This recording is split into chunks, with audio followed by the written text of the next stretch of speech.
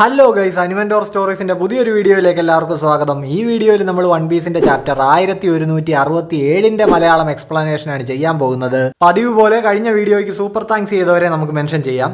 Wiper king gaming 3485 എന്ന് പറയുന്ന നമ്മുടെ സബ്സ്ക്രൈബർ 40 രൂപ സൂപ്പർ താങ്ക്സ് ചെയ്തിട്ടുണ്ട്.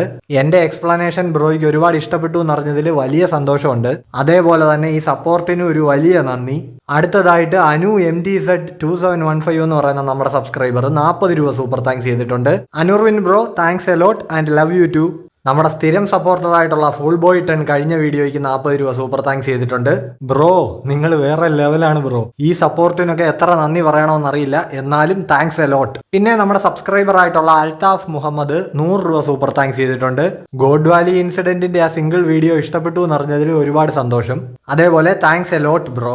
ഇതുകൂടാതെ എന്റെ എല്ലാ വീഡിയോസിനും കമന്റ്, ലൈക്ക്, ഷെയർ, ഹൈപ്പ് ഒക്കെ ചെയ്ത് ഒരു നല്ല സപ്പോർട്ട് തന്ന് കൂടെ നിൽക്കുന്ന എന്റെ എല്ലാ സബ്സ്ക്രൈബേഴ്സിനും ഒരു വലിയ നന്ദി. നിങ്ങളുടെ ഈ വലിയ സപ്പോർട്ട് തന്നെയാണ് എനിക്ക് വീഡിയോസ് പോസ്റ്റ് ചെയ്യാനുള്ള ഊർജ്ജം. സോ ഈ സപ്പോർട്ട് ഇതേപോലെ തന്നെ തുടരുക. 5K സബ്സ്ക്രൈബേഴ്സിലേക്ക് നമ്മുടെ ഈ ചാനലിനെ എത്തിക്കാൻ എന്റെ കൂടെ നിൽക്കുക. സോ ഇനിയും നമ്മുടെ ചാനൽ സബ്സ്ക്രൈബ് ചെയ്തിട്ടില്ലാത്തവർ ഇപ്പൊ തന്നെ മറക്കാതെ സബ്സ്ക്രൈബ് ചെയ്യണം. അപ്പോൾ ഇനി അധികം സമയം കളയാതെ നേരെ നമുക്ക് നമ്മുടെ ചാപ്റ്ററിലേക്ക് പോകാം. ഈ ചാപ്റ്ററിന്റെ കവർ ഫോട്ടോയിലുള്ളത് നമ്മുടെ നാമിയുടെ കോക്കോയാഷി വില്ലേജ് ആണ്. മീനിന്റെ പടമുള്ള ഒരു ബുക്ക് അടിച്ചു മാറ്റിക്കൊണ്ട് പോകുന്ന ഒരു പൂച്ചയെ നോക്കിക്കൊണ്ടിരിക്കുന്ന ഗെൻസോയെയും നോജിക്കോയെയുമാണ് നമുക്ക് ഈ കവർ ഫോട്ടോയിൽ കാണാൻ പറ്റുന്നത്. 33 വർഷങ്ങൾക്ക് മുമ്പുള്ള സംഭവങ്ങളാണ് നമ്മളെ ഇപ്പൊ കാണിക്കുന്നത്. അതായത് ഗോഡ് വാലി ഇൻസിഡന്റ് നടന്ന് 5 വർഷങ്ങൾക്ക് ശേഷം. നമ്മളിപ്പോ നോക്കുമ്പോൾ ഒരാള് വേൾഡ് എക്കോണമി ജേണലിലെ മോർഗന് ഒരു ന്യൂസ് കൊടുത്തുകൊണ്ടിരിക്കുകയാണ്. അയാൾ പറയുന്നുണ്ട്, പൈറേറ്റ്സിന്റെ കപ്പൽ കടലിൽ ഇങ്ങനെ വന്ന് നിൽക്കുകയാണ്. അപ്പോഴാണ് പെട്ടെന്ന് സംഭവിച്ചത്. അവരുടെ പിന്നിലുള്ള മൂടൽമഞ്ഞില് ഞാനൊരു വലിയ നിഴല് കണ്ടു. മോർഗനാണെങ്കിൽ ഇപ്പൊ ഈ പറയുന്നതെല്ലാം കേട്ട് വ്യക്തമായിട്ട് നോട്ട് ചെയ്യുന്നുണ്ട്.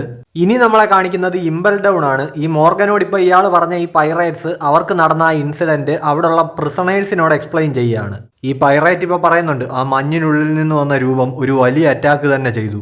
എന്താണ് നടന്നതെന്ന് ഞങ്ങളൊന്ന് പ്രോസസ്സ് ചെയ്യുന്നതിന് മുന്നേ തന്നെ കപ്പൽ പൊളിഞ്ഞു. ഞങ്ങളാണെങ്കിൽ കടലിലും മുങ്ങി.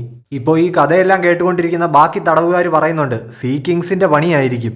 ഇയാളിപ്പോ പറയുന്നുണ്ട്, ഏയ് സീ ബീസ്റ്റുകളൊന്നുമല്ല, ഇത് വേറെന്തോ ആയിരുന്നു. ഏതാണ്ട് മനുഷ്യനെ പോലെയുള്ള ഒരു രൂപമായിരുന്നു അതിന്. ഇപ്പോൾ വേൾഡ് എക്കോണമി ജേണലിലെ ഒരു റിപ്പോർട്ടർ ഈ സംഭവം കണ്ട ഒരു മീൻപിടുത്തക്കാരനോട് ചോദിക്കുന്നുണ്ട്, അതായത് ഇത് നടന്ന സ്ഥലം ഫ്ലോറിയൻ ട്രയാങ്കിൾ ആയിരുന്നോ എന്ന്. നമ്മൾ മുൻപ് ചാപ്റ്ററിലൊക്കെ കണ്ടിട്ടുണ്ടല്ലോ, അവിടെയാണ് ഈ മൂടൽമഞ്ഞിന്റെ പുറകില് ഇങ്ങനെ വലിയ നിഴൽ രൂപങ്ങളൊക്കെ കാണുന്നത്. ഈ മീൻപിടുത്തക്കാരൻ ഇപ്പൊ പറയുന്നുണ്ട്, ഏയ് അവിടെയൊന്നും അല്ല സംഭവം നടന്നത്, അത്രയും ദൂരത്തൊന്നും ഞങ്ങൾ മീൻ പിടിക്കാൻ പോകാറില്ല. അതുമാത്രമല്ല, ഈ ഫ്ലോറിയൻ ട്രയാങ്കിളിന്റെ ഏരിയയുടെ അടുത്തേക്കൊന്നും ഞങ്ങൾ അടുക്കാറ് പോലും ഇല്ല. എന്തായാലും ഞങ്ങൾ കണ്ട ആ രൂപം അത് മനുഷ്യരൂപമുള്ള ഒരു മോൺസ്റ്റർ ആയിരുന്നു. അപ്പോ ആ സമയത്ത് ഗ്രാൻഡ് ലൈൻ ഒട്ടാകെ ഇങ്ങനെ ഒരു റൂമർ ഉണ്ടായിരുന്നു. അതായത് കനത്ത മൂടൽമഞ്ഞിന്റെ മറവിലിരുന്നിട്ട് പൈറേറ്റ് ഷിപ്പുകളെ മാത്രം തേടിപ്പിടിച്ച് ആക്രമിക്കുന്ന ഒരു ഡീമനെ പറ്റിയുള്ള റൂമർ. പക്ഷെ അത് ശരിക്കും ഡീമനും തേങ്ങയൊന്നും ആയിരുന്നില്ല, നമ്മളുടെ ഹരാൾഡ് ആയിരുന്നു. പക്ഷെ ഈ കടലിൽ ഇറങ്ങിയിരിക്കുന്ന പൈറേറ്റ്സിലെ ഒട്ടുമുക്കാൽ ആൾക്കാരും ഒരു ജയന്റിനെ നേരെ ചുവേ കണ്ടിട്ടില്ല. സോ ഇത്രയും സൈസുള്ള ഈ ഹരാൾഡിനെ കാണുന്നത് അവർക്കൊരു പേടി സ്വപ്നം തന്നെയായിരുന്നു. അപ്പോൾ ഇങ്ങനെയൊക്കെ ചെയ്ത് ഹരാൾഡ് നേവിയെയും ഗവൺമെന്റിനെയൊക്കെ ഹെൽപ്പ് ചെയ്യുന്നത് ഈ ജയൻസ് 1000 വർഷങ്ങളായിട്ട് ചെയ്ത പാപങ്ങൾക്കൊരു പ്രായച്ചിത്തം എന്നതുപോലെ ആയിരുന്നു. കഴിഞ്ഞ ചാപ്റ്ററിൽ പുള്ളി പറഞ്ഞിരുന്നല്ലോ എന്തും ചെയ്യാൻ തയ്യാറാണെന്ന്. ഗോഡ് വാലി ഇൻസിഡന്റിന് ശേഷം പല വഴി പിരിഞ്ഞു പോയ പൈറേറ്റ്സ് സ്വന്തമായിട്ടൊരു ക്രൂ ഉണ്ടാക്കി സ്ട്രോങ്ങർ ആവാൻ ശ്രമിച്ചുകൊണ്ടേയിരുന്നു എന്ന് നറേറ്റർ പറയുന്നുണ്ട്. ഒരു 10-12 വർഷങ്ങൾക്കുള്ളിൽ അവരതിൽ വിജയിച്ചു എന്ന് തന്നെ പറയാം. അവരുടെ പീക്ക് ലെവലിലെത്തി. ആ പൈറേറ്റ്സിനൊക്കെയും ഒരൊറ്റ കാര്യത്തിൽ മാത്രമായിരുന്നു പ്രധാന ശ്രദ്ധ. അതായത് ഈ ലോകം മുഴുവൻ വ്യാപിച്ചു കിടക്കുന്ന പ്രധാനപ്പെട്ട സ്ഥലങ്ങളുടെ എല്ലാം കൺട്രോൾ സ്വന്തം കൈക്കലാക്കുക. കേൾക്കുമ്പോൾ ഇമ്പോസിബിൾ ആയിട്ട് തോന്നുന്ന ഈ മിഷനിൽ വിജയിച്ച ഒരു ക്രൂ ഉണ്ടായിരുന്നു. ഈ ലോകം മുഴുവൻ ചുറ്റിയ ഒരേ ഒരു പൈറേറ്റ് ക്രൂ, പൈറേറ്റ് കിങ് ആയിട്ടുള്ള ഗോൾഡി റോജറിന്റെ ക്രൂ. ഇപ്പോൾ റോജറും ക്രൂ ഒക്കെ ഇങ്ങനെ ആഘോഷിക്കുന്ന ഒരു ഇമേജ് നമുക്ക് കാണാം. ബഗ്ഗിയും ഷാങ്സും ഒക്കെ ഉണ്ട്. ഇപ്പോൾ കുറച്ച് നാളുകൾക്ക് ശേഷം റോജറിനെ വേൾഡ് ഗവൺമെന്റ് പിടിക്കുന്നു. എന്നിട്ട് ഈ ലോകത്തിന് മുന്നിൽ അവരുടെ പവർ കാണിക്കാൻ വേണ്ടിയിട്ട് എന്തോ വലിയൊരു ആഘോഷം പോലെ ഒരു വലിയ ജനക്കൂട്ടത്തെ സാക്ഷിയാക്കി പരസ്യമായി റോജറിന്റെ വധശിക്ഷ നടപ്പാക്കാൻ ഗവൺമെന്റ് തീരുമാനിക്കുന്നു. പക്ഷേ ശരിക്കും ഗവൺമെന്റിന്റെ പ്ലാൻ ഉൾട്ടയടിക്കുകയാണ് ഉണ്ടായത്. കാര്യം റോജറിന്റെ അവസാന വാക്കുകൾ ഒരു പൈറേറ്റ് യുഗത്തിന് തന്നെ വഴിവെട്ടി. റോജർ വിട്ടിട്ട് പോയ വൺ പീസ് എന്ന നിധി തേടി അന്നു മുതൽ കടൽ കൊള്ളക്കാരുടെ യാത്ര ആരംഭിച്ചു. അങ്ങനെ പ്രതീക്ഷിച്ചിരിക്കാതെ ഈ ഗ്രേറ്റ് പൈറേറ്റ് ഇറ ആരംഭിച്ചതുകൊണ്ട് തന്നെ ഗവൺമെന്റ് സൈന്യത്തിന്റെ ശക്തി കൂട്ടാനായിട്ട് മറീൻസിലേക്ക് ഡസൻ കണക്കിന് ജയൻസിനെ അവർക്ക് റിക്രൂട്ട് ചെയ്യേണ്ടി വന്നു. അതേപോലെ തന്നെ വേൾഡ് ഗവൺമെന്റിന്റെ കീഴിൽ നിന്ന് അവരെ ഹെൽപ്പ് ചെയ്യുന്ന ഹരാൾഡിന് ആ വർഷം ഹോളി ലാൻഡ് വിസിറ്റ് ചെയ്യാനുള്ള അവസരം അങ്ങനെ ഫൈനലി ലഭിക്കുകയാണ്.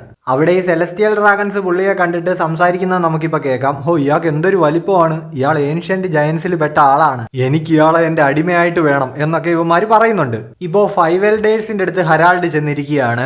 അവിടെ ഇവര് ഹരാൾഡിന് സർഫസ് സീ കോൺട്രാക്ട് കൊടുക്കാനായിട്ടാണ് വിളിച്ചിരിക്കുന്നത്. അതെന്താണെന്ന് ഇപ്പൊ ഹരാൾഡ് ചോദിക്കുന്നുണ്ട്. വാർക്കുറിയാണ് ഇപ്പൊ മറുപടി പറയുന്നത്. അതായത് ഗോഡ്സ് ലോയൽ ബ്ലേഡ് എന്നുള്ള ആ റാങ്കിലേക്ക് ഹരാൾഡിനെ ഇവർ ഉയർത്താൻ പോവാണ്. ഈ ഗോഡ് വാലി ഇൻസിഡന്റ് നടക്കുന്ന ടൈമിൽ ഗുങ്കോ ഈ ഗോഡ്സ് ലോയൽ ബ്ലേഡ് എന്നുള്ള സ്ഥാനത്തായിരുന്നു, നമ്മൾ കണ്ടതാണ്. അപ്പോൾ അതിനായിട്ടുള്ള കോൺട്രാക്റ്റ് ആണ് ഈ സർഫസ് സീ കോൺട്രാക്ട്. ഒരു ടാറ്റു ഒക്കെ ഹരാൾഡിന്റെ കയ്യിൽ പതിപ്പിച്ചിട്ടുണ്ട്. ഈ സെയിം ടാറ്റു ആണ് പണ്ട് ഗബാനെ കാണാനായിട്ട് ഷാങ്സ് എൽബാഫിൽ ചെന്നപ്പോൾ ഷാങ്സിന്റെ കയ്യിലുണ്ടായിരുന്നത്. ഇപ്പൊ ചാപ്റ്ററിലേക്ക് വരികയാണെങ്കിൽ ഇനി മുതൽ ഹരാൾഡിന്റെ ഡ്യൂട്ടി അപ്പൊ ഹോളി നൈറ്റ്സിന് സഹായമായിട്ട് നിൽക്കുക എന്നുള്ളതാണെന്ന് ഇവർ പറയുന്നു. ഇതെനിക്ക് കിട്ടിയ വലിയൊരു അംഗീകാരമായിട്ട് ഞാൻ കരുതുന്നു എന്ന് ഇപ്പൊ ഹരാൾഡ് പറയുന്നുണ്ട്. എൽഡേഴ്സ് ഇപ്പോൾ ഹരാൾഡിനോട് പറയുന്നു 3 ലെവൽ കോൺട്രാക്റ്റ് ആണ് ഉള്ളത്. ഈ സർഫസ് സീ കോൺട്രാക്ട് എന്ന് പറയുന്നത് ഏറ്റവും ലോവർ ലെവലിലുള്ള കോൺട്രാക്റ്റ് ആണ്. അതായത് ഒരു സിമ്പിൾ കോൺട്രാക്റ്റ് ആണിത്. ബാക്കിയുള്ള 2 കോൺട്രാക്ട്സ് ആണ് പ്രധാനം. അതായത് ഡീപ്പ് സീ കോൺട്രാക്റ്റും സീ ഫ്ലോർ കോൺട്രാക്റ്റും. ഈ 2 കോൺട്രാക്ട്സും തിരഞ്ഞെടുക്കപ്പെട്ട 13 ആൾക്കാരും പിന്നെ ഈ ലോകത്തെ തന്നെ ഭരിക്കുന്ന ദൈവവും തമ്മിലുള്ളതാണെന്ന് എൽഡേഴ്സ് പറയുന്നു. ഇപ്പോ ഈ ലോകത്തെ ഭരിക്കുന്ന ദൈവമോ എന്ന് ചോദിച്ച് ഹരാൾഡ് അമ്പരക്കുന്നുണ്ട്. ന്യൂസ് ബ്യൂറോ ഇപ്പൊ ഹരാൾഡിനോട് പറയുന്നുണ്ട്, എന്നെങ്കിലും നീ ഹോളി നൈറ്റിന്റെ സ്ഥാനത്തിലേക്ക് ഉയരുകയാണെങ്കിൽ അന്ന് നിനക്ക് ഈ ലോകത്തിന്റെ യഥാർത്ഥ ആഴം മനസ്സിലാക്കാൻ കഴിയും ഹരാൾഡ്. ഇപ്പോൾ അങ്ങനെ സംഭവിക്കുകയാണെങ്കിൽ എൽബാഫിന് വേൾഡ് ഗവൺമെന്റുമായിട്ട് അഫിലിയേറ്റഡ് ആകാൻ കഴിയുമോ എന്ന് ഹരാൾഡ് ചോദിക്കുന്നുണ്ട്. സാറ്റേൺ ഇപ്പോൾ പറയുന്നുണ്ട്, തീർച്ചയായും ഹരാൾഡ്, അങ്ങനെ സംഭവിച്ചാൽ എൽബാഫും ഈ വേൾഡ് ഗവൺമെന്റിന്റെ ഒരു അംഗമായി എന്ന് ഞങ്ങൾ ഈ ലോകത്തോട് മുഴുവൻ പ്രഖ്യാപിക്കും. നന്ദി, അത് നടത്തിയെടുക്കുന്നതിനായിട്ട് എന്നാൽ കഴിയുന്ന കാര്യങ്ങളെല്ലാം ഞാൻ ഉറപ്പായും ചെയ്തിരിക്കും. ഇപ്പോൾ ഗോഡ് നൈറ്റ്സ് തങ്ങുന്ന ദ നൈറ്റ്സ് ടെമ്പിൾ ഷാങ്കറ ഡൊമൈൻ ഓഫ് ഗോഡ്സിലേക്ക് ഹരാൾഡ് വരികയാണ്. അവിടെ നൈറ്റ്സിന്റെ ക്യാപ്റ്റനായിട്ടുള്ള ഗാർലിംഗ് ഇരിപ്പുണ്ട്. അങ്ങേര് ചിന്തിക്കുന്നുണ്ട്, ഈ ഹരാൾഡിനെ വെച്ച് ഇമു ശരിക്കും എന്താണ് പ്ലാൻ ചെയ്യുന്നത്. സോമേഴ്സ് ഇപ്പോൾ ഹരാൾഡിനോട് ചോദിക്കുന്നുണ്ട്, നിങ്ങൾ എൽബാഫിലെ രാജാവല്ലേ, എന്നിട്ട് നിങ്ങൾ ഞങ്ങളുടെ ആജ്ഞകൾ അനുസരിക്കുമെന്നാണോ പറയുന്നത്? തീർച്ചയായിട്ടും, നിങ്ങളൊരു വാക്ക് പറഞ്ഞാൽ മതി എന്ന് ഹരാൾഡ് ഇപ്പോൾ പറയുന്നു. ഷാംറോക്ക് ഇപ്പോൾ അടുത്ത് നിൽക്കുന്നത് നമുക്ക് കാണാം. ഗാർലിംഗ് ഇപ്പൊ ഹരാൾഡിനോട് പറയുന്നുണ്ട്, നിങ്ങളെ ഒരു ലോങ് ഡിസ്റ്റൻസ് ട്രാൻസ്പോണ്ടർസിനെ ഏൽപ്പിക്കാം, എന്തെങ്കിലും ആവശ്യം ഉണ്ടെങ്കിൽ ഞങ്ങൾ അതിൽ കോൺടാക്ട് ചെയ്തോളാം. നിങ്ങൾക്ക് പുറം ലോകത്ത് യാത്രയൊക്കെ ചെയ്യാം, അതിന് വിലക്കൊന്നുമില്ല. പക്ഷെ നമ്മൾ തമ്മിലുള്ള ഡീലിങ്സ് പുറത്ത് ആരോടും പറയരുത്, അതിന് വിലക്കുണ്ട്. ശരി, മനസ്സിലായി എന്ന് ഇപ്പോൾ ഹരാൾഡ് പറയുന്നുണ്ട്. 20 വർഷങ്ങൾക്ക് മുൻപുള്ള ഫിഷ്മാൻ ഐലൻഡ് ആണ് ഇപ്പം നമ്മളെ കാണിക്കുന്നത്. അവിടുത്തെ റിയൂഗു കിങ്ഡം, അവിടുത്തെ രാജാവായിട്ടുള്ള നെപ്റ്റ്യൂണും പിന്നെ ഹരാൾഡും ഉറക്കെ ചിരിക്കുന്നത് നമുക്ക് കേൾക്കാം. ഇപ്പോൾ രണ്ടുപേരും അകത്ത് വെള്ളം അടിച്ചോണ്ടിരിക്കുകയാണ്. ഞാനിങ്ങനെ ഒന്ന് മനസ്സറിഞ്ഞ് ചിരിച്ചിട്ട് കാലങ്ങളായി നെപ്റ്റ്യൂണെ എന്ന് ഇപ്പൊ ഹരാൾഡ് പറയുന്നുണ്ട്. നെപ്റ്റ്യൂൺ ഇപ്പൊ പറയുന്നുണ്ട്, എന്റെ കാര്യം അങ്ങനെ തന്നെയാടാ, എപ്പോഴും നമുക്ക് ഈ ഓരോ ഭാരിച്ച ജോലികളല്ലേ, ഇതിനിടയ്ക്ക് ചിരിക്കാനൊക്കെ എവിടാ സമയം. നെപ്റ്റ്യൂൺ ഇപ്പൊ ഹരാൾഡിനോട് പറയുന്നുണ്ട്, എടാ നീ പറഞ്ഞ പോലെ നിന്റെ മോൻ അത്ര തലതെറിച്ചവനാണെന്ന് എനിക്ക് തോന്നുന്നില്ല. അവനെ പറ്റി പറയുമ്പോൾ നീ അവന്റെ ഈ പ്രായത്തിൽ എങ്ങനെയായിരുന്നെന്നും കൂടെ നോക്കണമല്ലോ. ഇതിലും വലിയ കന്നന്തിരിവുകളൊക്കെ നീ കാണിച്ചിട്ടില്ലേ. നിങ്ങൾ അങ്ങനെ നോക്കിക്കഴിഞ്ഞാൽ അത് ശരിയാണെന്നും പറഞ്ഞുകൊണ്ട് ഇപ്പൊ ഹരാൾഡ് ചിരിക്കുന്നുണ്ട്. നെപ്റ്റ്യൂൺ ഇപ്പൊ പറയുന്നുണ്ട്, 4 വർഷങ്ങൾക്കുള്ളിൽ എനിക്കൊരു പെൺകുട്ടി ജനിക്കുമെന്നാണ് ഇവിടെ ഒരാൾ പ്രവചിച്ചിരിക്കുന്നത്. നമുക്ക് അവളുടെയും ലോക്കിയുടെയും കല്യാണം പറഞ്ഞുറപ്പിച്ചാലോ, എങ്ങനുണ്ട്? അതൊന്നും നടക്കൂല എന്നും പറഞ്ഞുകൊണ്ട് ഇപ്പൊ ഹരാൾഡ് ചിരിക്കുന്നുണ്ട്. നെപ്റ്റ്യൂൺ ഇപ്പൊ ചോദിക്കുന്നുണ്ട്, അതെന്താ, അവൾ സാധാരണ ഒരു മെർമെയ്ഡായിട്ടായിരിക്കും ജനിക്കാൻ പോകുന്നതെന്നാണോ നീ വിചാരിച്ചു വെച്ചിരിക്കുന്നത്? നമുക്ക് പോലും കൺട്രോൾ ചെയ്യാൻ കഴിയാത്ത ഒരു പവറുമായിട്ടായിരിക്കും ചിലപ്പോൾ അവൾ ജനിക്കുക. ഹരാൾഡ് ഇപ്പൊ പറയുന്നുണ്ട്, അപ്പൊ പെർഫെക്റ്റ്, തലതെറിച്ച എന്റെ മോനും പിന്നെ ഹേറി ആയിട്ടുള്ള നിന്റെ മകളും അവർ രണ്ടും നല്ല ചേർച്ചയായിരിക്കും. അപ്പൊ അവർക്ക് വേണ്ടി ചിയേഴ്സ്. ഇപ്പൊ അവള് ഹേറി ഒന്നും ആയിരിക്കില്ല എന്ന് നെപ്റ്റ്യൂൺ പറയുന്നുണ്ട്. ഈ ഹെയറി എന്ന് പറയുന്നത് ദേഹം മുഴുവൻ കുറെ രോമങ്ങളുള്ള എന്നാണ് ഉദ്ദേശിച്ചിരിക്കുന്നത്. നെപ്റ്റ്യൂണിന്റെ ആ ഒരു ലുക്ക് അങ്ങനെയാണല്ലോ. ഇപ്പൊ ഈ ഉണ്ടാകാൻ പോകുന്ന കുട്ടി ഇതുപോലെ ഹെയറി ആയിരിക്കുമെന്ന് മുൻപ് റോജറും പറഞ്ഞൊന്ന് ട്രോൾ ചെയ്തിട്ടുണ്ടായിരുന്നു. ഇപ്പോൾ ഒരു ഇൻട്രസ്റ്റിംഗ് ഫാക്ട് എന്താണെന്ന് വെച്ച് കഴിഞ്ഞാൽ, ഈ ഹെയറി എന്നുള്ളതിന് ജാപ്പനീസിൽ മോസ എന്നാണ് പറയുന്നത്. നമ്മുടെ ലോക്കി ആണെങ്കിൽ അണ്ടർവേൾഡിൽ കിടന്നിട്ട് ഡെൻഡൻ മുഷിയിൽ കൂടെ സംസാരിക്കുന്നത് മോസ എന്ന് പറയുന്ന ഒരു ഫ്രണ്ടിനോടാണ്. ഇപ്പോൾ ഈ ലോക്കിയും ഷിറാഹോഷിയും തമ്മിലുള്ള കല്യാണത്തെ പറ്റി സംസാരിക്കുന്ന സീൻ കൂടി കണ്ടപ്പോൾ ഷിരാഹോഷി ആയിരിക്കുമോ ആ മോസ എന്നുള്ള ഒരു ഡൗട്ട് ഇങ്ങനെ വന്നിട്ടുണ്ട്. നമുക്കിനി ചാപ്റ്ററിലേക്ക് തിരിച്ചു വരാം. ഇപ്പൊ നമ്മളെ കാണിക്കുന്നത് ഇതേ വർഷം തന്നെ എൽബാഫിലെ ഔൾ ലൈബ്രറിയാണ്. ഒഹാര ഇൻസിഡന്റ് ഒക്കെ കഴിഞ്ഞിട്ട് സോള് അങ്ങോട്ടേക്ക് വന്നിട്ടുണ്ട്. നിങ്ങൾക്ക് എത്ര നാൾ വേണമെങ്കിലും ഇവിടെ താമസിക്കാം സോൾ എന്ന് ഇപ്പൊ ഹരാൾഡ് പറയുന്നുണ്ട്. സോൾ ആണെങ്കിൽ നന്ദി പറയുന്നു. ഇപ്പൊ അടുത്ത് തന്നെ റിപ്ലൈ ഒക്കെ നിൽക്കുന്നത് നമുക്ക് കാണാം. ഹരാൾഡ് ഇപ്പോ സോളിനോട് ചോദിക്കുന്നുണ്ട്, അതായത് ഈ എൽബാഫിലുള്ള പണ്ഡിതന്മാരുമായിട്ടൊക്കെ കൂടി ചേർന്നിട്ട് ഇവിടെ ഒരു സ്കൂൾ ആരംഭിക്കുന്നതിനോട് സോളിന്റെ അഭിപ്രായം എന്താണെന്ന്. സ്കൂളോ, അതൊരു നല്ല ഐഡിയ ആണല്ലോ എന്ന് ഇപ്പൊ സോള് പറയുന്നുണ്ട്. സോ ഗൈസ്, അപ്പൊ അങ്ങനെയാണ് ഈ വാൾറസ് സ്കൂൾ ഉണ്ടായത്. 15 വർഷങ്ങൾക്ക് മുമ്പ് ഹോളി ലാൻഡ് ഓഫ് മരി ജോയ്സിൽ ഒരു സംഭവം നടന്നു. അതായത് അവിടുന്ന് കൂടൊക്കെ പൊളിച്ച് കുറെ അടിമകൾ എസ്കേപ്പായി. എല്ലാവരും പെട്ടെന്ന് ഇറങ്ങി വരൂ, നിങ്ങൾ ഇവിടെ ജീവിതകാലം മുഴുവൻ അടിമകളായിട്ട് കിടക്കാൻ പോവുകയാണോ എന്നിപ്പോ ഫിഷർ ടൈഗർ വിളിച്ചു ചോദിക്കുന്നത് നമുക്ക് കേൾക്കാം. ഫിഷർ ടൈഗർ ഇപ്പോൾ രക്ഷപ്പെട്ടോടുമ്പോൾ അയാളുടെ മുൻപിൽ ഒരാൾ വാളും കൊണ്ട് ഇങ്ങനെ നിൽക്കുന്നുണ്ട്. നാശം, ഹോളി നൈറ്റ്സിലെ ആരെങ്കിലും ആണോ ഈ മുന്നിൽ നിൽക്കുന്നതെന്ന് ഇപ്പൊ ഫിഷർ ടൈഗർ ചോദിക്കുന്നുണ്ട്. ഈ നിൽക്കുന്നവനാണെങ്കിൽ ഒരു വാൾ ഓങ്ങിക്കൊണ്ട് ഇങ്ങനെ നിൽക്കുകയാണ്. ഒരു സിൽവറ്റേ ഇപ്പൊ നമുക്ക് കിട്ടിയിട്ടുള്ളൂ, പക്ഷെ ആള് ഷാങ്സ് ആണ്. ഇപ്പോ ഓടി വരുന്ന ഫിഷർ ടൈഗറിന്റെ കഴുത്തിലെ ആ ലോക്കാണ് ഷാങ്സ് ബ്രേക്ക് ചെയ്യുന്നത്. എന്നിട്ട് ടൈഗറിനോട് പറയുന്നുണ്ട്, ഞാൻ ആയുധപ്പുര തുറന്നിട്ടിട്ടുണ്ട്, നിങ്ങൾക്ക് വേണ്ട ആയുധങ്ങൾ അവിടെ നിന്ന് എടുക്കാം, ലൊക്കേഷനും ഞാൻ പറഞ്ഞു തരാം. ഇപ്പോ ആ ആയുധപ്പുരയിൽ നിന്നെടുത്ത ബോംബൊക്കെ വെച്ചിട്ട് ഫിഷർ ടൈഗറും ടീമും ഈ ഹോളി ലാൻഡ് കത്തിക്കുന്നുണ്ട്. ഇപ്പോ അവിടെ തടവിൽ കിടക്കുന്ന ബോവ ഹാൻകോക്കിന്റെ അനിയത്തിയായിട്ടുള്ള സാൻഡർസോണിയ വന്നിട്ട് ഹാൻകോക്കിനോട് പറയുന്നുണ്ട്, ചേച്ചി പെട്ടെന്ന് ആരോ അവിടെ ആളെ കൂട്ടി ഇവിടെ വലിയൊരു കലാപം തന്നെ ഉണ്ടാക്കിയിട്ടുണ്ട്. അത് കാരണം ഒടുവിൽ നമുക്ക് ഈ നരകത്തിൽ നിന്ന് രക്ഷപ്പെടാൻ ഒരു അവസരം കിട്ടിയിരിക്കുകയാണ്. ഇതേ സമയം തന്നെ കോവാലയും അവിടുന്ന് എസ്കേപ്പ് ആവുന്നത് നമുക്ക് കാണാം. സോ ഇതായിരുന്നു ഹോളി ലാൻഡ് ഓഫ് മരി ജോയ്സിലെ ഫിഷർ ടൈഗർ നയിച്ച അറ്റാക്ക്. ഇതിനുശേഷം ഫിഷർ ടൈഗർ സൺ പൈറേറ്റ്സിന്റെ ക്യാപ്റ്റനായിട്ട് മാറി. ഇപ്പോ ഹരാൾഡ് ഹോളി ലാൻഡിലുണ്ട്. പുള്ളി ഇപ്പൊ ഗാർലിങ്ങിനോട് പറയുന്നുണ്ട്, ഈ നടന്ന പ്രശ്നങ്ങളൊക്കെ കാരണം നിങ്ങൾക്ക് ഇപ്പൊ ആകെ ബുദ്ധിമുട്ടായിട്ടുണ്ടാവും അല്ലേ. സോമേഴ്സ് ഇപ്പൊ പറയുന്നുണ്ട്, നമ്മളുടെ സൈഡിലുള്ള ആരോ തന്നെയാണ് അവർക്ക് ആയുധപ്പുര തുറന്നു കൊടുത്തിരിക്കുന്നത്. അത് ആരാണെന്നുള്ള കാര്യത്തിൽ അന്വേഷണം നടക്കുന്നുണ്ട്. കണ്ടെത്തിയാൽ ആ നിമിഷം തന്നെ അവനെ തീർത്തേക്കണമെന്ന് അവിടെ നിൽക്കുന്നവർ പറയുന്നുണ്ട്. ഇപ്പോ ഷാങ്സിനെ ഗാർലിങ് ഹരാൾഡിന് ഇൻട്രൊഡ്യൂസ് ചെയ്യുന്നുണ്ട്.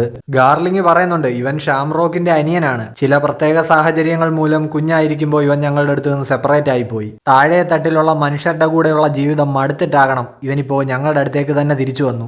ഡീപ്പ് സീ കോൺട്രാക്ട് ലഭിച്ചു കഴിഞ്ഞാൽ ഷാംറോക്കിനെ പോലെ തന്നെ അത്രയും പവർഫുൾ ആയിട്ടുള്ള ഒരു ലെവലിലേക്ക് ഷാങ്സും പെട്ടെന്ന് എത്തും എന്നിവർ പറയുന്നുണ്ട്. കറന്റ്ലി ഇപ്പൊ ഷാങ്സ് ഹരാൾഡിനെ പോലെ ഗോഡ്സ് ലോയൽ ബ്ലേഡ് ആണ്. അത് നമ്മൾ മുമ്പേ പറഞ്ഞല്ലോ, ടാറ്റു. ഹരാൾഡ് ഇപ്പോൾ ഷാങ്സിനോട് പറയുന്നുണ്ട്, ഞാനിത് മുൻപ് ഷാംറോക്കിനെ കണ്ടപ്പോഴും പറഞ്ഞിട്ടുള്ള കാര്യമാണ്, എനിക്ക് നിങ്ങളെ എന്തോ ഒരു മുൻപരിചയമുള്ള പോലെ. ഈ മുഖം ഞാൻ മുൻപ് എവിടെയോ കണ്ടിട്ടുണ്ട്. ഷാങ്സ് ഇപ്പോൾ പറയുന്നുണ്ട്, നിങ്ങൾ എന്തായി പറയുന്നതെന്നൊന്നും എനിക്ക് മനസ്സിലാവുന്നില്ല. നിങ്ങൾ താഴെ ജീവിക്കുന്ന ഒരു സാധാരണക്കാരനായ ജയന്റ് മാത്രമാണ്, അത് മറക്കരുത്. എന്ന് വെച്ചാൽ എന്നോട് അങ്ങനെ എന്തോ അടുപ്പമുള്ള പോലത്തെ പെരുമാറ്റം ഒന്നും വേണ്ടെന്ന്. എന്റെ ഈ ഞരമ്പിലൂടെ ഒഴുകുന്നത് ഫിഗർലാൻഡ് രക്തമാണ്, അതുകൊണ്ട് സംശയമൊന്നും വേണ്ട. നിങ്ങളെക്കാൾ മുന്നേ ഞാൻ ഗോഡ്സ് നൈറ്റ് ആയിരിക്കും. നമ്മളിപ്പോ നോക്കുകയാണെങ്കിൽ ഷാങ്സിന്റെ കണ്ണിൽ ഒരു ബാൻഡേഡ് ഒക്കെ കെട്ടിവെച്ചിട്ടുണ്ട്. ആ സ്കാറുള്ള ഭാഗം തന്നെയാണ്. സോ ഈ മരി ജോയ്സിൽ ഈ കലാപം നടന്ന സമയത്തായിരിക്കണം ആ മുറിവ് ഉണ്ടായത്. ഇപ്പോൾ ഷാങ്സിന്റെ ഈ റിപ്ലൈ കേട്ടിട്ട് ഹരാൾഡ് പറയുന്നുണ്ട്, സോറി, ഞാൻ വേറെ ആരോ ആണെന്ന് തെറ്റിദ്ധരിച്ച് പറഞ്ഞതാണെന്ന്. ഷാങ്സ് ആണെങ്കിൽ ഇപ്പോൾ ഇങ്ങനെ കണ്ണടച്ച് നിൽക്കുന്നുണ്ട്. കാര്യം ഹരാൾഡിനോട് ഇങ്ങനെ ഹാർഷായിട്ട് പെരുമാറിയതിൽ ഷാങ്സിന് ഒരു വിഷമമുണ്ട്. ഫിഗർലാൻഡ് ബ്രദേഴ്സ് ഇപ്പൊ ഇങ്ങനെ നടന്നു വരുന്ന ആ ഒരു കിടിലം പാനലാണ് നമുക്കിപ്പോ കിട്ടിയിരിക്കുന്നത്. ഷാങ്സ് ആണെങ്കിൽ ഇപ്പൊ പറയുന്നുണ്ട്, ഷാംറോക്ക്, ഈ ഹോളി ലാൻഡിനെ പറ്റി കൂടുതൽ കാര്യങ്ങൾ എനിക്ക് പഠിപ്പിച്ചു തരൂ. നമ്മുടെ കൂട്ടത്തിൽ നിന്ന് ചതിച്ചവനെ എനിക്ക് തന്നെ പിടികൂടണം. അതിനെപ്പറ്റി എന്തെങ്കിലും തെളിവ് ലഭിച്ചോ?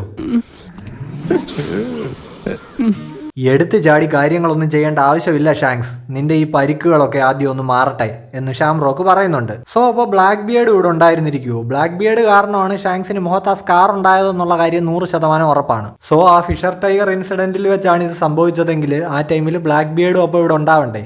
അതെന്തെങ്കിലും ആവട്ടെ. ഇപ്പൊ ഷാങ്സ് ഷാംറോക്കിനോട് തിരിച്ചു പറയുന്നുണ്ട്, നിനക്ക് എന്റെ അവസ്ഥ പറഞ്ഞാൽ മനസ്സിലാവില്ല. എന്റെ 24 വർഷമാണ് ഞാൻ വേസ്റ്റ് ആക്കി കളഞ്ഞത്. ഇത്രയും നാൾ എനിക്ക് ചുറ്റും ഉണ്ടായിരുന്ന മനുഷ്യരിൽ നിന്ന് ഞാൻ വ്യത്യസ്തനാണെന്ന് എനിക്ക് തോന്നിയതിൽ ഒരത്ഭുതവും ഇല്ല. എല്ലാം കൊണ്ടും ആ താഴെ തട്ടിലുള്ള ജീവിതം ഒരു നരകമായിരുന്നു. ഇപ്പോ ഇങ്ങനെ ഈ കള്ളം പറയേണ്ടി വരുന്നതിലെ ആ ഒരു വിഷമവും ഷാങ്സിന്റെ മുഖത്ത് നമുക്ക് കാണാം. അവിടെ വഴി കൂടെ പോകുന്ന പെണ്ണുങ്ങളൊക്കെ ഷാങ്സിനെ ഷാംറോക്കിനെയും കണ്ടിട്ട് ഇങ്ങനെ ഒലിപ്പിക്കുന്നുണ്ട്. ഹരാൾഡ് ആണെങ്കിൽ ഇപ്പോഴും ഇവരെ ഇങ്ങനെ ഒരു സംശയത്തിൽ ഇങ്ങനെ തിരിഞ്ഞു നോക്കുന്നുണ്ട്. എന്നാലും അതല്ലല്ലോ, എവിടെയോ വെച്ച് കണ്ട പരിചയമുണ്ട്. ഇപ്പോ അതേ വർഷം തന്നെ എൽബാഫിലെ ഫിഷിംഗ് വില്ലേജ് ആണ് നമ്മളെ കാണിക്കുന്നത്. അവിടെ ഇപ്പോൾ ഒരു ഡോക്ടർ പറയുന്നത് കേൾക്കാം, സംഭവം കുറച്ച് വഷളാണ്, ഇത് ട്രീറ്റ് ചെയ്യണമെങ്കിൽ കുറച്ചുകൂടെ സ്കിൽഡ് ആയിട്ടുള്ള ഒരു ഡോക്ടർ വേണം. ഹരാൾഡിനെ വിളിച്ചൊന്ന് അറിയിച്ചാലോ, പുള്ളിക്ക് ചിലപ്പോൾ ഡോക്ടറിനെ കൊണ്ടുവരാൻ കഴിയും. ഐഡ ആണെങ്കിൽ ഇപ്പോൾ പറയുന്നുണ്ട്, വേണ്ട, ഹരാൾഡിന് ഇപ്പൊ തന്നെ ആവശ്യത്തിലധികം ജോലിയുണ്ട്, കൂടുതൽ ബുദ്ധിമുട്ടിക്കണ്ടെന്ന്. ഈ ഡോക്ടർ ഇപ്പൊ ചോദിക്കുന്നുണ്ട്, നമുക്ക് ആവശ്യമുള്ള സമയത്ത് ഉപകരിക്കാൻ അല്ലെങ്കിൽ പിന്നെ വേൾഡ് ഗവൺമെന്റുമായിട്ടുള്ള ബന്ധം കൊണ്ട് നടക്കുന്നതിന്റെ പിന്നിലെ അർത്ഥം എന്താണെന്ന്. ഇപ്പോ സംഭവം എന്താണെന്ന് നോക്കിയാൽ ഐഡ വയ്യാതായി കിടക്കുകയാണ്. ഞാൻ റിക്കവർ ആയിക്കോളൂ എന്ന് അവള് പറയുന്നുണ്ട്. ഡോക്ടർ ഇപ്പൊ പറയുന്നുണ്ട്, നീ അത് തന്നെയല്ലേ പറഞ്ഞുകൊണ്ടിരിക്കുന്നത്, പക്ഷെ ദിവസം പോകും തോറും നീ കൂടുതൽ വീക്കായി വരിക. നീ സുഖപ്പെട്ടില്ലെങ്കിൽ ഹരാൾഡിന്റെ ഹൃദയം തകർന്നു പോകും, അത് നിനക്കറിയാമല്ലോ. മാറ്റോ ആണെങ്കിൽ ഇപ്പൊ അടുത്ത് കരഞ്ഞുകൊണ്ട് നിൽക്കുകയാണ്. ബാർ അടച്ചിടരുത്, നീ അതെന്തായാലും തുറക്കണമെന്ന് മാറ്റോയോട് ഐഡ പറയുന്നു. നിങ്ങൾ ഇവിടെ ഇങ്ങനെ വയ്യാതെ കിടക്കുമ്പോൾ എന്നെ കൊണ്ട് അതിനെങ്ങനെ പറ്റുമെന്ന് ചോദിച്ച് മാറ്റോ വീണ്ടും കരയുകയാണ്. ഈ ഡോക്ടർ ഇപ്പോൾ ഐഡയോട് പറയുന്നുണ്ട്, ഹരാൾഡ് എപ്പോൾ ഇവിടെ വന്നാലും ആദ്യം അവൻ നേരെ പോകുന്നത് ഇവിടുത്തെ എൽഡേഴ്സിന്റെ അടുത്തേക്കാണ്. എന്തിനാണെന്നറിയാവോ? നിങ്ങൾ രണ്ടും തമ്മിൽ നിയമപരമായിട്ട് കല്യാണം കഴിക്കാനുള്ള അനുവാദം ചോദിച്ച് കെഞ്ചാൻ വേണ്ടി. ഐഡയാണെങ്കിൽ ഇപ്പൊ പറയുന്നുണ്ട്, എന്തൊരു മണ്ടത്തരമായി ഈ ഹരാൾഡ് കാണിക്കുന്നത്. അവൻ അറിയാം ഞാൻ ഈ ബാറിൽ സന്തോഷത്തോടെ തന്നെയാണ് നിൽക്കുന്നതെന്ന്. അതുമാത്രമല്ല, ഇവിടെ ഇങ്ങനെ ഒരു ബാറിൽ നിൽക്കുന്നത് കൊണ്ട് തന്നെ എനിക്ക് ഈ ലോകത്തുള്ള പല പല ആൾക്കാരുമായിട്ട്, നാവികന്മാരുമായിട്ടും ഒക്കെ ഫ്രണ്ട്ഷിപ്പ് ഉണ്ടാക്കാം. ഒരു വലിയ സഹായമായില്ലെങ്കിലും അങ്ങനെ ബന്ധങ്ങൾ ഉണ്ടാക്കുന്നത് വഴി ഞാൻ ഹരാൾഡിനൊരു ഹെൽപ്പാണ് ചെയ്യുന്നത്. എനിക്കത് മതി. ഓയ് തള്ളയെന്നിപ്പോ ലോക്കി വിളിക്കുന്നത് കേട്ടിട്ട് മാറ്റം അങ്ങോട്ട് ഇറങ്ങി ചെല്ലുന്നുണ്ട്. നോക്കുമ്പോ ലോക്കി ഒരു കാട്ടുപോത്തിനെ അടിച്ച് അവിടെ കൊണ്ടിട്ടിരിക്കുകയാണ്. ഇതിനെ കുക്ക് ചെയ്ത് തള്ളക്ക് കൊടുക്കുന്നവൻ മാറ്റോയോട് പറയുന്നുണ്ട്, ഈ ബാറാണ് എന്റെ മെയിൻ സ്പോട്ട്, എത്രയും പെട്ടെന്ന് അവരിത് റീഓപ്പൺ ചെയ്യണമെന്നാണ് എന്റെ ആഗ്രഹം എന്ന് ലോക്കി പറയുന്നു. ആ ഡോക്ടർ ആണെങ്കിൽ ഇപ്പൊ ഐഡയോട് പറയുന്നുണ്ട്, ആർക്കും തടയാൻ പറ്റാത്ത ബെല്ലും ബ്രേക്കും ഇല്ലാതെ പോകുന്ന ഒരുത്തനാണ് ഈ ലോക്കി. അവനെ കൺട്രോൾ ചെയ്ത് നിർത്താൻ നിനക്ക് കഴിയുന്നുണ്ടല്ലോ ഐഡ, അതിലെനിക്ക് സന്തോഷമുണ്ടെന്ന്. അതേപോലെ തന്നെ ഹാജറുദ്ദീനും ടീമും ആണെങ്കിൽ ഒരു ഡോക്ടറിനെ തപ്പിപ്പോയിരിക്കുകയാണ്. ശരിക്കും നിന്റെ രണ്ട് മക്കൾക്കും നിന്നോട് വലിയ സ്നേഹമാണെന്ന് ഈ ഡോക്ടർ ഇപ്പൊ പറയുന്നു. ഐഡ ഇപ്പൊ പറയുന്നുണ്ട്, എല്ലാവരും എന്റെ ഈ അസുഖം ഇപ്പൊ അങ്ങ് ഊതി പെരുപ്പിച്ച് വലുതാക്കിയിരിക്കുക. എനിക്ക് കുഴപ്പമൊന്നുമില്ല, ഞാൻ പെട്ടെന്ന് സുഖമാവും. പക്ഷേ എന്നാലും എനിക്ക് വേണ്ടി അവരിതൊക്കെ ചെയ്യുന്നത് കാണുമ്പോൾ എനിക്കൊരു സന്തോഷമുണ്ട്. ഇനി നമ്മളെ കാണിക്കുന്നത് എൽബാഫിലെ ആൽക്കഹോൾ വില്ലേജ് ആണ്, അതായത് ലോക്കിയുടെ അമ്മയായിട്ടുള്ള എസ്ട്രിഡിന്റെ വില്ലേജ്. ലോക്കി ഇപ്പൊ അവിടുത്തെ കുറച്ച് ആൾക്കാരോട് ചോദിക്കുന്നുണ്ട്, എന്താ ഇപ്പൊ നിങ്ങൾ പറഞ്ഞേ? ഇപ്പൊ അവിടെ നിൽക്കുന്ന ഒരു കിളവൻ ഇങ്ങനെ ലോക്കിയോട് പറയുന്നുണ്ട്, അല്ല ഞങ്ങളിങ്ങനെ പറയുകയായിരുന്നേ, ആ വിദേശത്തുനിന്ന് വന്ന നായിന്റെ മോളെ രാജകൊട്ടാരത്തിലേക്ക് അങ്ങാനും കയറ്റിയാലുള്ള അവസ്ഥയൊന്ന് ആലോചിച്ചു നോക്കിക്കേ. ഈ കാര്യത്തിൽ നീ ഞങ്ങളോടൊപ്പം ആണല്ലോ അല്ലേ ലോക്കി? ഞങ്ങള് നിന്റെ അമ്മ എസ്ട്രിഡിന്റെ ബന്ധുക്കളാ. അവളായിരുന്നു ഹരാൾഡിന്റെ യഥാർത്ഥ ഭാര്യ. എവിടെ നിന്നോ വലിഞ്ഞു കയറി വന്ന ഒരുത്തി ആ പാരമ്പര്യം കയ്യേറാൻ നമ്മൾ അനുവദിക്കരുത്. അതുകൊണ്ടാണ് ഞാൻ രഹസ്യത്തിൽ അവൾക്ക് ഈ വിഷം കൊടുത്തത്. നല്ല ഉഗ്ര വിഷമാ, ഇനി അവൾ ഒരുപാട് നാൾ ജീവിച്ചിരിക്കില്ല. ഇപ്പോൾ അവിടെ ഐഡയുടെ സ്ഥിതി വളരെ വഷളായിക്കൊണ്ടിരിക്കുകയാണ്. ഡോക്ടർ മാറ്റോയോട് പറയുന്നുണ്ട്, ഇനി നമുക്ക് കാത്തിരിക്കാനാവില്ല, എത്രയും പെട്ടെന്ന് ഹരാൾഡിനെ വിവരം അറിയിക്കണമെന്ന്. ഐഡ ഇപ്പോൾ അവിടെ കിടന്നുകൊണ്ട് പറയുന്നുണ്ട്, എനിക്ക് അവനുമായിട്ട് രക്തബന്ധമൊന്നുമില്ല, പക്ഷേ എൻ്റെ ഹാജറുദ്ദീനെ പോലെ തന്നെയാണ് ഞാൻ അവനെയും കാണുന്നത്. ലോക്കി, അവൻ എപ്പോഴും എൻ്റെ ക്യൂട്ടായിട്ടുള്ള പൊന്നു മോനായിരിക്കും. ഇപ്പോൾ ലോക്കി അവിടെ ആ വിഷം കൊടുത്ത കിളവനെ അടിച്ച് ചതയ്ക്കുന്നുണ്ട്. അവനിപ്പോൾ ആ കിളവനോട് ചോദിക്കുന്നുണ്ട്, ഐഡ മരിച്ചൊന്നും പോയില്ലല്ലോ അല്ലേടോ? ലോക്കി ഇപ്പോൾ അയാളുടെ കഴുത്തിന് പിടിച്ച് പൊക്കി എടുത്തിരിക്കുകയാണ്. ആ വില്ലേജ് ഫുൾ അവൻ കത്തിച്ചിട്ടുണ്ട്. സോ അപ്പൊ ഇതാണ് ലോക്കി ആ വില്ലേജ് കത്തിക്കാനുള്ള കാരണം. ഈ എൽബാഫാർക്കിന്റെ ആദ്യം ലോക്കിയെ പറ്റി ഈ നാട്ടുകാർ പറഞ്ഞപ്പോ അവൻ വില്ലേജ് കത്തിച്ചു എന്നേ പറഞ്ഞിട്ടുള്ളായിരുന്നു. ലോക്കി ആണെങ്കിൽ ഇപ്പൊ ഇയാളോട് പറയുന്നുണ്ട്, എന്റെ പെറ്റമ്മയെ കുറിച്ച് ഞാൻ ഇപ്പോഴും ഓർക്കുന്നുണ്ടോ, അവർക്ക് എന്നോട് വെറുപ്പായിരുന്നു. എന്നെ ആ അണ്ടർവേൾഡിലേക്ക് തൂക്കി എറിഞ്ഞവരവര്. പാരമ്പര്യം പോലും കോപ്പാണ്. ആര് നോക്കുന്നടോ അതൊക്കെ? നിന്റെയൊക്കെ മുഴുവൻ കുടുംബവും 1-ാം നമ്പർ വേസ്റ്റുകളാണ്. നീ ഇപ്പം ഞാൻ ചോദിച്ചതിന് ഉത്തരം പറയടാ. ഐഡ മരിച്ചൊന്നും പോയില്ലല്ലോ അല്ലേ? അവര് എനിക്കറിയാവുന്ന എൻ്റെ ഒരേ അമ്മ അവരാടാ. ഇപ്പോൾ ലോക്കി ഒറ്റയ്ക്കായിരുന്നപ്പോൾ ഐഡയുടെ ഹാജറുദ്ദീൻ്റെ ഒപ്പം വന്ന് താമസിക്കാൻ ഐഡ വന്ന് വിളിച്ച കാര്യമൊക്കെ ലോക്കി ഇങ്ങനെ ഓർക്കുന്നുണ്ട്. എന്നിട്ട് അവനിങ്ങനെ ആകെ ഇമോഷണലായിട്ട് നിൽക്കുകയാണ്. ലോക്കിയുടെ യഥാർത്ഥ ഫീലിങ്സ് പുറത്തു വരുന്നു എന്നൊരു എഡിറ്റേഴ്സ് നോട്ടിലാണ് നമ്മുടെ ഈ ചാപ്റ്റർ അവസാനിക്കുന്നത്. അടുത്ത ആഴ്ചയും ബ്രേക്ക് ഇല്ല എന്നാണ് അറിയാൻ കഴിഞ്ഞത്. അപ്പോൾ നിങ്ങൾക്ക് എൻ്റെ എക്സ്പ്ലനേഷൻ ഇഷ്ടപ്പെട്ടു എന്ന് കരുതുന്നു. ഇഷ്ടപ്പെട്ട് കഴിഞ്ഞാൽ ഉറപ്പായിട്ടും സപ്പോർട്ട് ചെയ്യുക. പിന്നെ നമ്മുടെ ചാനൽ നിങ്ങൾ ഇതുവരെ സബ്സ്ക്രൈബ് ചെയ്തിട്ടില്ലെങ്കിൽ ഇപ്പം തന്നെ മറക്കാതെ സബ്സ്ക്രൈബ് ചെയ്ത ബെല്ലൈക്കണും കൂടെ ഒന്ന് എനേബിൾ ചെയ്ത് വെച്ചേക്കുക. അപ്പോൾ ഇനി നെക്സ്റ്റ് വീക്ക് നെക്സ്റ്റ് ചാപ്റ്ററുമായിട്ട് വരുന്നവരേക്കും ബൈ ബൈ.